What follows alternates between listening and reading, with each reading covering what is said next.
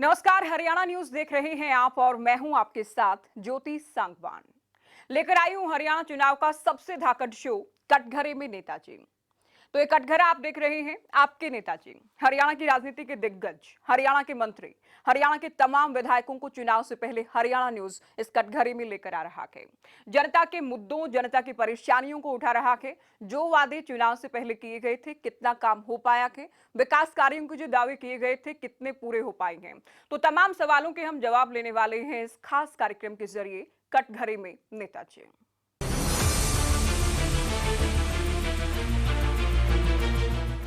तो हरियाणा चुनाव के सबसे धाकड़ शो के जो धाकड़ मेहमान आज हमारे बीच आने वाले हैं, लोहारू से चंडीगढ़ पहुंचे हैं, मनोहर कैबिनेट में मंत्री रहे, नायब टीम में भी शामिल हैं। जी हां, हम कटघरे में बुलाने जा रहे हैं हरियाणा के वरिष्ठ कैबिनेट मंत्री जेपी दलाल जी को। हम चाहेंगे जेपी जी आप इस कार्यक्रम में आए, कटघरे में आए। स्वागत है आपका हरियाणा न्यूज पर। बहुत स्वागत है इस कार्यक्रम में और स्वागत है कटघरे में। लोहारू की जनता ने सवाल भेजे हैं, हरियाणा की जनता भी कुछ आपसे सवाल करना चाहती है। हम एक माध्यम बन रहे हैं और हम साथ ही हरियाणा भी आपसे उम्मीद कर रहा है कि आप जो भी कहेंगे सच ही कहेंगे। बिल्कुल सच कहेंगे। शुरुआत की जाए सवालों जी की। जी।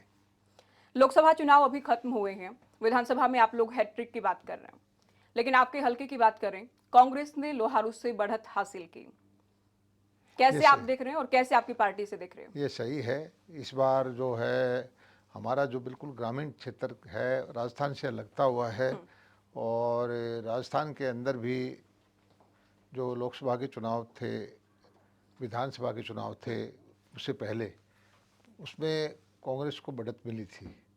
उसका प्रभाव भी हमारे क्षेत्र पर था। दूसरा ये है कि संविधान के नाम पर जो एक बड़ी कास्ट को गुमराह करने की कोशिश की, वो गुमराह हुई। और मेरे क्षेत्र के अंदर भी काम बहुत हुए हैं। हर आदमी से पूछेंगे तो मानेगा कि भाई हमने पानी दी, बीमा दिया, मुआवजा दिया, लेकिन किसान की राजनीति करने वाले बहुत सारे संगठन वो मेरे से भी नाराज़ थे, सरकार से भी नाराज़ थे। तो उन सारे फैक्टरों को मिला करके, और तीसरा सबसे बड़ा फैक्टर ये था कि हमारे जो सांसद थे, वो तीसरी बार आए थे चुनाव के अंदर, उनका व्यक्तिगत भी कुछ लोगों को शिकायत थी। इसलिए 8,000 कुछ वोट से हम पीछे रहे हैं। मैं समझता हूं कि वो जो है इस बार हम पीछे नहीं रहेंगे। आप और बड़ी साफ गोई से ही मान रहे हैं और ये बहुत अच्छी बात भी है कि आपसे भी कुछ नाराजगी थी और उम्मीदवार से भी, नहीं, क्योंकि तीसरी बार आए, उनसे भी शिकायतें थी लोगों की। राजनीति के बीजेपी के अंदर, खिलाफ भी एंटी इनकम्बेंसी तो रही होगी। राजनीति के अंदर लोगों की अपेक्षाएं ज़्यादा होती हैं। कोई नौकरी का मुद्दा है, कोई आपस के झगड़े का मुद्दा है, कुछ ना कुछ होती रहती है।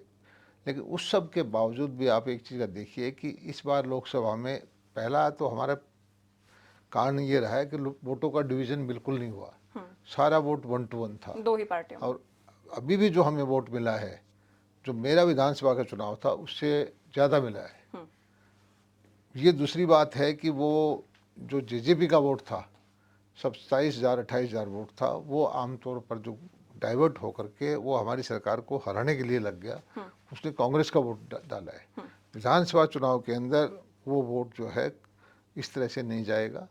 मुझे पूरा भरोसा है कि इस बार जो हमें लोकसभा के अंदर 44-45% वोट मिला है, मेरा जब चुनाव होगा तो मैं 50+% गारंटी से आपके इस शो में कह के जा रहा हूँ, और चुनाव के बाद आप रिजल्ट देख लेना, 50% से ज्यादा। लोहारू के लोगों से हमने बात की है मंत्री जी। आमजन में एक धारणा है कि आप जिस समुदाय से आते हैं वो आपकी पार्टी से नाराज है। भले ही आपने मंत्री रहते हुए अच्छा काम किया हो, लेकिन वोट मिलना तो मुश्किल है इस बार। नहीं, मैं आपको बताता हूँ कि मैं सौभाग्यशाली हूँ कि जिस समुदाय से आता हूँ, मेरे क्षेत्र के मुझे उस समुदाय भी वोट दे रहा है। हर जाति में मैं आपको गारंटी देता हूँ कि हर जाति से मुझे 50% प्लस वोट मिलेगा। और ये सही है कि किसान आंदोलन के अंदर गुमराह करके जो 1.5 साल तक धरना दे करके, तो उससे स्वाभाविक है कि किसानों की सिंपैथी जो है उन आंदोलनकारियों के साथ जुड़ गई। ये भी सही है कि वो हमारी पार्टी के कुछ खिलाफ हुए। कृषि मंत्री के तौर पर जो है मेरा भी उनसे आमना सामना रहा है, तो ये फैक्टर तो रहे हैं। लेकिन आप मेरे क्षेत्र में जाकर के पूछिए कि आम किसान बहुमत से ये कहता है कि मैंने डेवलपमेंट करी है, किसान का ध्यान किया है, उसको फसल बीमा का पैसा मिला है, नहरों का पानी मिला है, बिजली के पावर हाउस बने हैं, सड़कों का जाल बिछा है। और वो ये लोग मेरे क्षेत्र के यही कहते हैं कि हमने वोट नहीं दिया और शायद हम दूसरी पार्टी से जुड़े हुए हैं, लेकिन जेपी दलाल ने काम किया है। काम किया है, उस पर भी हम एक एक कर बात करेंगे। जी। लेकिन जाट आंदोलन के बाद हमने देखा जाट नेताओं को, उम्मीदवारों को उन्हीं के समुदाय ने चुन चुन कर हराया। उसके बाद किसान आंदोलन भी हुआ और ज्यादातर लोग चूंकि माने जाते हैं इसी समुदाय से वो आते थे, उनकी ओर से भी विरोध किया गया। तो आपको लगता है कि इनको मनाने, रिझाने, साथ लाने के लिए जेपी दलाल क्या अपने स्तर पर कोई प्रयास करेंगे या कर रहे हैं कोई नहीं, प्रयास? इनको समझाने की हम कोशिश कर रहे हैं। दुर्भाग्य ये है कि जो हमारी विपक्षी पार्टियां हैं, कम्युनिस्ट पार्टी है, कांग्रेस पार्टी है, वो भारतीय जनता पार्टी के सीधे सीधे अगर मुकाबला करती तो वो कभी जीत नहीं सकती थी। उन्होंने हमेशा एक छद्म युद्ध, छापामार युद्ध शुरू किया कि पहले किसी पार्टी को अलग कर दें, फिर झगड़ा करवाएं, फिर पीछे से बैक से सपोर्ट करें। ये रणनीति उन्होंने अपनाई। उसका मैं मानता हूं कि हरियाणा के अंदर किसानों के अंदर कुछ ना कुछ धारणा बदली है, उसका हमें नुकसान हुआ है। लेकिन ये भी मैं कहता हूं कि जितना काम किसानों के लिए भारतीय जनता पार्टी के टाइम में हुआ है उतना पहले कभी नहीं हुआ। आप ये देखेंगे कि बिजली के बिल हमने 10 साल में नहीं बढ़ाए, खाद के रेट हमने कोई ज़्यादा नहीं बढ़ाए, आपके फसलों का बीमा मुआवजा जो है 10,000 करोड़ रुपये से ज़्यादा दिया, प्रधानमंत्री का पैसा आता है वो 5,000 करोड़ रुपये से ज़्यादा गया, जो खराबे का पैसा है वो 5,000 करोड़ रुपये से ज़्यादा गया, जो किसान का कृषि का बजट है 5 गुना 6 गुना बढ़ाया, पशुपालन का बजट है वो कई गुना बढ़ाया, और वो जो है तरह तरह की योजनाएं लेकर के आए। और ख़ास करके जिन आदमियों को, सबसे बड़ा काम मैं बताता हूँ कि किसान के खाते में सीधा पैसा देना है, उससे किसान का सशक्तिकरण हुआ है। ये मैंने कभी देखा नहीं था, सोचा भी नहीं था कि आप दुनिया में किसी कारोबार में ऐसा नहीं पाएंगे कि प्रोडक्ट आपका है, खरीदार दूसरा है, पैसा तीसरे आदमी को जाता था। ऐसा तो डायरेक्ट ट्रांसफर किसान के साथ होता रहा है। और ये जो आंदोलन था, उन्हीं लोगों ने जो किसान का पैसा खा जाते थे भड़का करके, गुमराह करके, और इस आंदोलन को हथिया लिया था। और अब धीरे धीरे करके हम समझा रहे हैं लोगों को, लोग समझ भी रहे हैं। मेरे को पूरा भरोसा है। विपक्षी कह रहे हैं आप लोगों को गांव में भी नहीं घुसने दिया जा रहा है, तो जेपी दलाल के सामने तो ऐसा कोई संकट नहीं है ना, क्योंकि कृषि विभाग आप देख रहे थे जिस वक्त ये जो है ये आंदोलन था। नैरेटिव स्थापित करने की बात कर रहे हैं, ऐसा कुछ नहीं है, ऐसी कोई बात थी भी नहीं। एक मैं बताता हूँ कि अगर हम विपक्ष में नहीं, हम तो सत्ता में हैं, हमारी जहाँ सरकार विपक्ष में है, हम भी अगर अपने पार्टी के कैडर को किसान बना करके या किसी आंदोलनकारी बना करके रूलिंग पार्टी के सामने नारे लगवाएं या धक्का मुक्की करें, तो क्या हम नहीं कर सकते? आप मान रहे हो किसान नहीं है, वो विपक्ष के समर्थक या कार्यकर्ता मैं कहता हूं कि वो किसान हो सकते हैं, लेकिन वो उससे ज्यादा विपक्ष के समर्थक है, ज्यादा विपक्ष के लोग हैं। ओबीसी पर बहुत फोकस्ड है इस वक्त सरकार, 30% वोट है, क्या उन्हें पोलराइज करने का प्रयास कर रहा है? क्या इसमें कामयाब होगी बीजेपी या उल्टा नुकसान हो जाएगा जो गैर ओबीसी है? मैं एक चीज को मानता हूं कि किसी भी लोकतांत्रिक व्यवस्था के अंदर सरकार के संसाधन पर पहला हक जो है गरीब का है। ये हमारे प्रधानमंत्री जी भी कहते हैं, हमारी पार्टी की नीति है। जो कमजोर है, जो पिछड़ा है, जो अंतिम लाइन में खड़ा है, उसको ज़्यादा ध्यान देने की ज़रूरत है। और कांग्रेस के अंदर एक दबंग, बाहुबली, तगड़े परिवार, उनके रिश्तेदार, उनके लाभ पाने वाले, उनका संगठन है। तो हमारा ध्यान यही है कि देश को आगे बढ़ाना है तो सबसे कमज़ोर है उसको ऊपर उठाएं। और ये भी सच्चाई है कि SC BC है वो आर्थिक रूप से, सामाजिक रूप से पिछड़ा हुआ है, तो उसको हक देने की कोशिश कर रहे हैं, इसमें कोई आप बुराई ये नहीं कह रहे हैं कांग्रेस में दबंग बाहुबली हैं, लेकिन आप लोग तो सारे ही कांग्रेस वालों को बीजेपी में ला रहे हैं। कुछ लोग ये भी मान रहे हैं, आमजन में भी धारणा के दूसरे दल भी ये कह रहे हैं कि बीजेपी मतलब नई कांग्रेस। मैं ये समझता हूँ कि हमारी पार्टी के अंदर किसी एक परिवार का, आज बीजेपी में कोई आ जाए, उसका नीति वो अपनी नहीं चला सकता। उसको बीजेपी की नीति, बीजेपी की रीति नीति में चलना ही पड़ेगा। बीजेपी की जो सोच है उसमें ढलना ही पड़ेगा।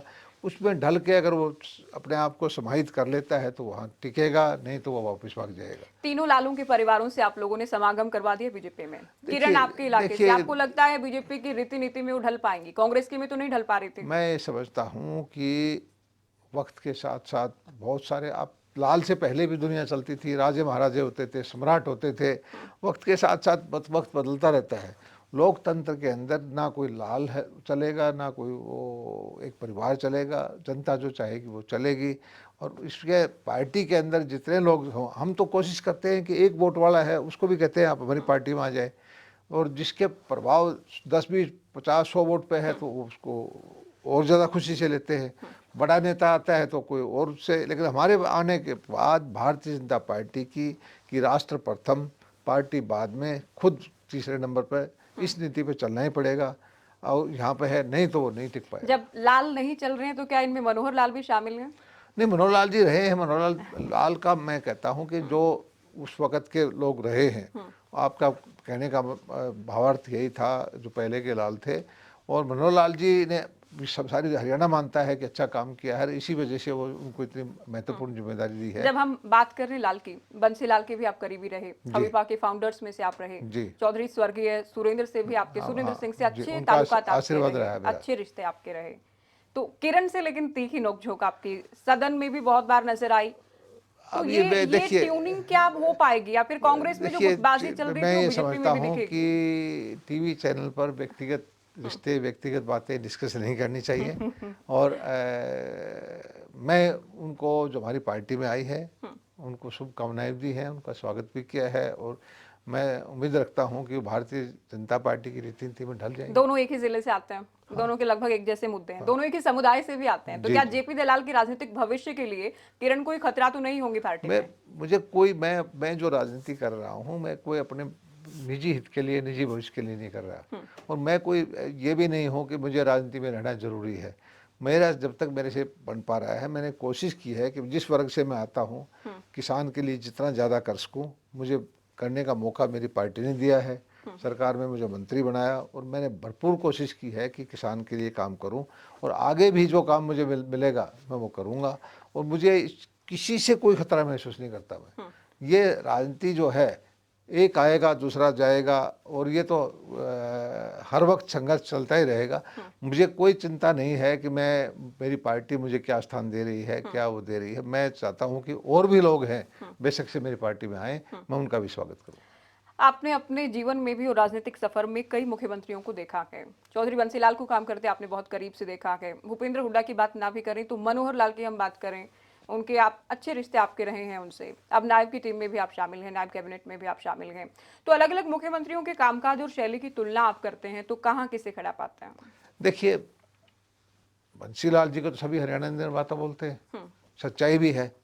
उस वक़्त जो है, 1-2 एमएलए की सरकार होना, और उसके अंदर उन वक्त जो ये कानून भी नहीं था कि एमएलए भाग ना सकें, सरकार भी चलाना, आर्थिक हालत हरियाणा की कितनी ख़राब थी।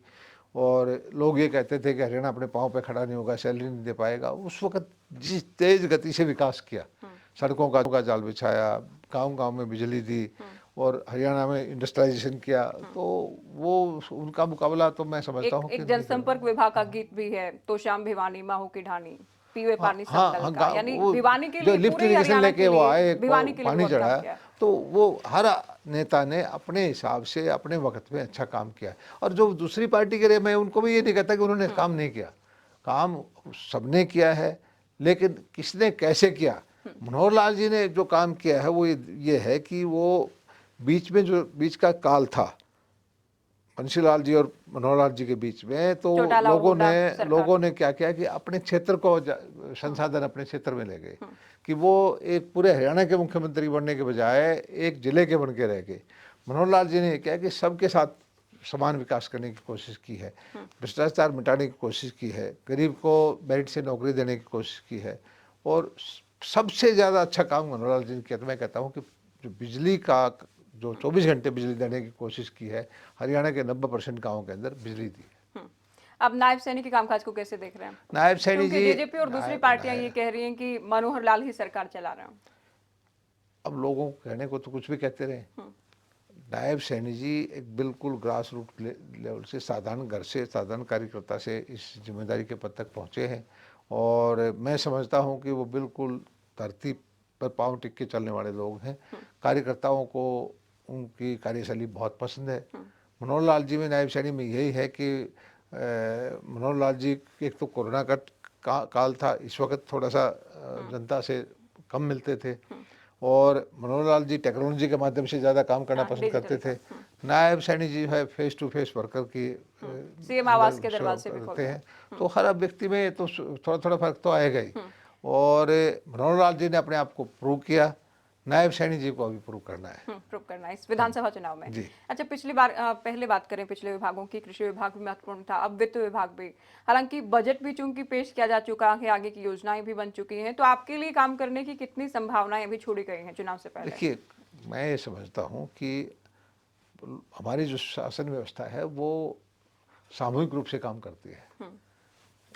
मुख्यमंत्री, उसका मंत्रिमंडल सब मिलजुल करके ही काम करते हैं। एक मंत्री, एक वो कोई, ये भ्रम है लोगों को कि एक मंत्री ज़्यादा कर सकता है, एक मंत्री कम कर सकता है, और मंत्री ज़्यादा करता है तो उसको ऊपर मुख्यमंत्री का आशीर्वाद होता है। पूरा मंत्रिमंडल ही काम करता है। मैं विभाग कोई ज़्यादा महत्वपूर्ण नहीं होते। कार्यशैली और आपका मोटिव क्या है, आपके अंदर कितनी कैपेबिलिटी है, ये मैटर करती है। मैं तो ये समझता हूँ कि मैंने जब से ये जिम्मेदारी मिली है, 18 घंटे जनता के बीच में हमेशा अवेलेबल रहना, उनकी बातों को सुनना, धरातल पर नीतियों को पहुँचाना, अच्छी अच्छी योजनाएं लेके आना, वो कृषि के अंदर भी किए। अभी जो मुझे जिम्मेदारी दी है टाउन एंड कंट्री प्लानिंग की, वित्त की, और वित्त विभाग एक तरह से सारे विभागों की जो है पूंजी तो वहीं से जाएगी। हाँ। तो सबसे जुड़ा रहता है। हमारा मकसद ये है कि हमारा प्रदेश हरियाणा एक विकसित प्रदेश होकर के अंतर्राष्ट्रीय स्तर पर जो है विकसित राष्ट्र है, उनको मुकाबले में जब आप खड़ा हो। पूंजी की बात कर रहे हैं, सरपंचों की पूंजी, सरपंचों की शक्तियां, पावर बढ़ाई गई है, तो क्या लोकसभा चुनाव में आप लोगों ने देख लिया कि सरपंचों की नाराजगी पंचायतों या ग्रामीण एरिया में नाराजगी भारी पड़ने वाली है विधानसभा में?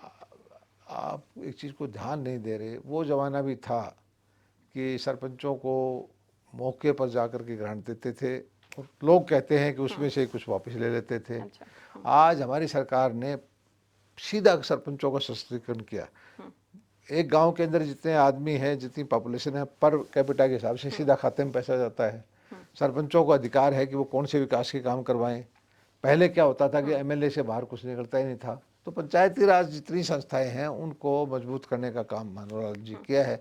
बीच में पढ़ी लिखी पंचायतें बनवाई, फिर उसके बाद देखते हैं कि भ्रष्टाचार के मुद्दे आए, कुछ सरपंचों को जानकारी नहीं थी पहले, तो उनको सुविधा देने के लिए नीतियां बना करके की थी कि जितने काम होते हैं टेंडर से हों, आपके ऊपर कोई जिम्मेदारी ना आए, और जवाबदेही जो है सरकारी आदमी लेकिन की हो। कांग्रेस भी और कुछ सरपंच भी कह रहे हैं पहले तो इनको लाठी डंडे मारे चंडीगढ़ में, ये अब इनकी राशि बढ़ा भी दी चुनाव से 3 महीने पहले, तो क्या हो जाएगा उससे? क्या सरपंच मान मैं जाएंगे? एक चीज़ बताता हूँ आपको कि हम ये कभी क्लेम नहीं करते कि 100% जनता जो है भारतीय जनता पार्टी को समर्थन देती है, या 100% सरपंच हमें देते हैं, या 100% मेंबर पंचायत वो हमें समर्थन देते हैं। हर उसमें कुछ हर हर पार्टी के समर्थक हैं। अब कांग्रेस पार्टी इस चीज़ का हर जगह लाभ उठाती है कि आंदोलन के माध्यम से भड़का करके ऐसा हालात पैदा करें कि धरना जाम कर दें, सड़क जाम आंदोलन कर करने में दें। तो आप लोग आगे थे हाँ। विपक्ष में नहीं, रहकर। हम आंदोलन करते थे, विपक्ष में अच्छी हम भूमिका अदा आंदोलन करते करने थे। में आगे थे, लेकिन कभी ऐसी अपनी आवाज़ उठाते थे। लेकिन हमने कभी ऐसा आंदोलन नहीं किया कि 6-6 साल भर तक सड़क जाम रहे, आम आदमी को किसी एम्बुलेंस परेशानी को भी हो। जाने का रास्ता ना मिले। तो ये जो तरीका अपनाया है, या जब जी चाहे हरियाणा के सारे रास्ते बंद कर दें, टोल जाम कर दें, इस तरह का आंदोलन लोकतंत्र के लिए अच्छा नहीं है। आवाज़ उठाना, अपनी वो हाँ, उसका आंदोलन तरीका करना, लोकतांत्रिक हो। वो टाउन गलत एंड है। कंट्री प्लानिंग भी आपके पास है, स्टिल +4 को मंजूरी दी गई है, तो क्या ये बिल्डर्स के दबाव में आकर तो नहीं किया गया? बिल्डर के दबाव में नहीं है, जनता के हित में ये है। मैं समझता हूँ कि आप एक चीज़ को देखिए, दिल्ली हमारी राष्ट्रीय राजधानी है, आधी दिल्ली अनथराइज बनी हुई है। ना कोई प्लानिंग शिविर था वहाँ, ना गलियाँ थी, ना कोई एम्बुलेंस जा सकती, ना कोई फायर ब्रिगेड जा सकती। क्या हम वो बनाना चाहते हैं? अब जो प्लान पंचकुला प्लान विधायक और प्लान स्पीकर डेवलपमेंट है, ज्ञानचंद गुप्ता भी इसके पक्ष में नहीं है। प्लान डेवलपमेंट है, तो वहाँ ये अगर हमारे पास इंफ्रास्ट्रक्चर है, सड़कें ठीक हैं, सीवरेज वाटर सप्लाई लोड ले सकती है, तो एक मंजिल क्यों चाहिए, एक मंजिल और बना दें इस पे। तो इससे आप पहले बीजेपी ने दुनिया क्यों के रोका बड़े था बड़े इसे? शहर हैं, दलाल आप जी पहले क्यों रोका पेरिस गया? को देखिए, लंदन को देखिए, सेंट्रल को, या न्यूयॉर्क को देखिए, बहुत सारे शहर तो ऐसे भी हैं कि हाई राइज में आपको जहाँ तक जाना है चले जाइए, बशर्ते कि आपके पास बिजली, पानी और फायर की सुविधाएं हों। बहुत सारी शर्तें हैं तो उसके साथ। वो जनता का हित है कि प्रॉपर्टी की प्राइसेस इतनी बढ़िया एक घर में बढ़ रही है, 3 घर की बजाय 4 घर बन जाए, तो उसमें जनता की मांग पे किया है। प्रॉपर्टी डीलर का इसमें कोई हमारा ऊपर कोई दबाव नहीं है। तो ये अगर इतना ही अच्छा था तो पहले क्यों नहीं किया गया इसे नहीं, रोका पहले क्यों गया? कुछ लोगों की शिकायत आई थी, फिर हमने उसके बाद जो है एक हाई लेवल कमेटी बनाई और उन अधिकारियों की कमेटी की रिपोर्ट आई, उसको एग्जामिन किया, अब उसकी सलाह मान करके फिर दोबारा जो है कुछ राइडर के साथ हमने छूट दिया है कि जो नए सेक्टर के अंदर हम अलाउ कर रहे हैं, पूरे इतनी मीटर की सड़क है, 10 मीटर की से ज़्यादा की सड़क हो। पुराने सेक्टर के अंदर हम उसको वो कर रहे हैं कि भाई आप पड़ोसी अगर आपका एतराज़ करता है तो उससे एनओसी लें, या इतने मीटर का 6 मीटर का सेटबैक छोड़ें। तो बहुत सारे राइडर के साथ, जिससे कि किसी को शिकायत ना हो। एक बार फिर से आपके हलके को लेकर बात करते हैं। जी। इस बार आप जीते, मंत्री भी बने, अब भी मंत्री हैं, लेकिन उससे पहले और उससे पहले भी आप बहुत कम मार्जिन से हारे भी। हाँ, कड़ी टक्कर आपके हल्के में देखी जाती है, तो इस बार तो बीजेपी के खिलाफ भी कहीं ना कहीं तीसरी बार की बात करें तो एंटी इनकम्बेंसी होगी। आप थोड़ा सा ये भी मान रहे हैं कि हम उनसे भी नाराजगी है, तो कैसे चुनावी नैया पार होगी आपके? नहीं, मैं ये कहता हूँ कि मुझसे कोई विशेष नाराजगी नहीं है, लेकिन ये सही है कि किसान आंदोलन के अंदर कुछ वर्ग है, वो अपनी नाराजगी दिखाते रहते हैं। मैं आपको दावे के साथ कहता हूँ कि लोहारू हलके की 70% जनता ये बोलती है कि जेपी दलाल ने वो काम किए हैं जो पिछले 30-40 साल में नहीं हुए। चाहे वो पानी देने का मामला है, बीमा मुआवजा का है, सड़कें बिछाने का है, बिजली देने का है, फसलें बिकवाने का है, और एक कताई की मिल आनी थी जिसकी शुरुआत हम बात करें पूर्व मुख्यमंत्री बनारसी दास गुप्ता के वक्त में हुई थी, उसको लेकर क्या नहीं, स्टेटस है? कताई की किले मिल, का जीर्णोद्धार हम एक होना मिल था, जो वो है कब तक हमारी होगा? प्रपोजल चली हुई है, जुपा गांव के अंदर जो खादी बोर्ड के एक प्रोजेक्ट है, वो हमें संभावना है कि वो मंजूर हो जाएगी। और बहुत सारे प्रोजेक्ट हमारे यहाँ आए हैं। हमारे यहाँ हॉर्टिकल्चर का प्रोजेक्ट आया है, हॉर्टिकल्चर यूनिवर्सिटी का सेंटर आया है, चौधरी चरण सिंह कृषि विश्वविद्यालय का सेंटर आया है, मछली पालन का सेंटर आया है, किसानों से संबंधित बहुत सारे काम हुए। जो कांग्रेस कह रही है 60 पार 70 पार, आप लोग भी पिछली बार कह रहे थे 75 पार 40 पर आ गए थे। ऐसा है, इस बार क्या लग रहा है? ऐसा है। मैं पार का तो मुझे पता नहीं, लेकिन एक बात मैं आपको बता देता हूँ कि निश्चित तौर पर भारतीय जनता पार्टी की सरकार जिस तरह से केंद्र में आई है, एनडीए की सरकार, यहाँ भारतीय जनता पार्टी की सरकार तीसरी बार आएगी। कांग्रेस हिसाब मांग रही है आप लोगों से, लोहारू के लोग, हरियाणा के लोग आपको देख रहे हैं। प्रमुख तौर पर लोहारू की ही बात कर लें, एक विधायक के नाते आप कामयाब मांगते हैं खुद को कि जनता के बीच आप वोट मांगने जाएंगे तो हिसाब अपना दे पाएंगे सही से?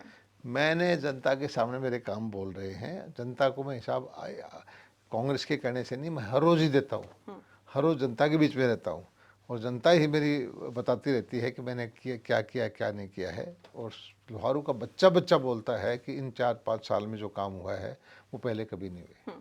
चलिए, बहुत शुक्रिया, आपने वक्त जी, निकाला, हरियाणा न्यूज़ के इस कार्यक्रम में आए, कटघरे में बैठे और तमाम सवालों के जवाब भी आपने दिए। जी, धन्यवाद। हरियाणा के वरिष्ठ कैबिनेट मंत्री जेपी दलाल को आपने सुना, अपने विभागों के कामकाज को लेकर भी बात की है, सरकार की कार्यशैली को लेकर भी बात की है, और लोहारू में कभी जो नहीं हुआ वो भी इन्होंने कर दिखाया कि ये भी दावा किया गया। तो तमाम सवाल और जवाब आपने सुने, ये फेल हुए हैं या फिर पास हुए हैं, ये हम अपने दर्शकों पर छोड़ देते हैं। फिलहाल दीजिए इजाजत, नमस्कार।